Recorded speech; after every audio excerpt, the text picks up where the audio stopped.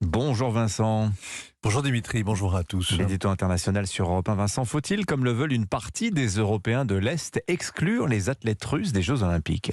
Ah, le beau débat, surtout comme on les aime, comme on les aime à l'arrière. D'un côté les Munichois, de l'autre les va-t-en-guerre, et tous se donnent le beau rôle sans courir aucun risque. Alors l'affaire a commencé mercredi dernier, quand le comité international olympique a expliqué ce qu'il voulait faire avec les Russes et les Biélorusses.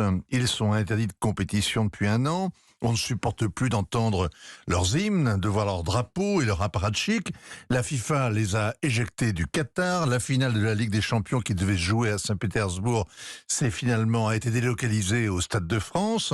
Le Grand Prix de Silverstone s'est passé du pilote Nikita Mazepin, etc., etc. Alors, le CIO voulait organiser le retour des bannis à condition qu'aucun d'eux n'ait soutenu la guerre en Ukraine et en les faisant défiler sous un drapeau neutre. Oui, puis l'Ukraine a mis aussitôt son veto, là. Avec indignation, en traitant le CIO de promoteur de la guerre, du meurtre et de la destruction.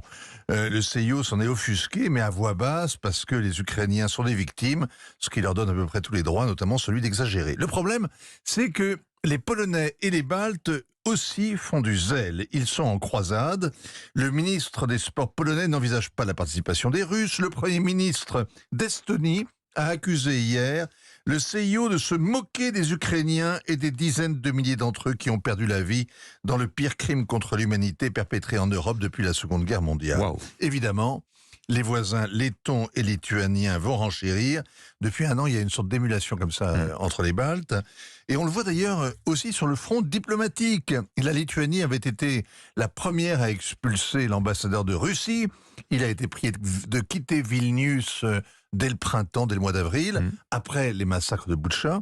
Et l'Estonie en a fait autant cette semaine. Et hier soir, la Lettonie s'est alignée. Et les voilà qu'ils exhortent le reste de l'Europe à faire comme eux, à en faire autant, hein. Selon le chef de la diplomatie lituanienne, un ambassadeur de Russie ne sert à rien dans une capitale européenne. C'est une institution de propagande dissimulant des crimes de guerre et faisant la promotion d'un agenda génocidaire. Waouh. Alors, un ministre des Affaires étrangères qui juge superflu les ambassadeurs, c'est bizarre comme un boucher qui serait végétarien. Mais après tout, il y a eu des universités l'an dernier pour censurer Dostoïevski, des orchestres philharmoniques pour refuser de jouer Prokofiev, comme si être russe était une faute, même être un russe mort.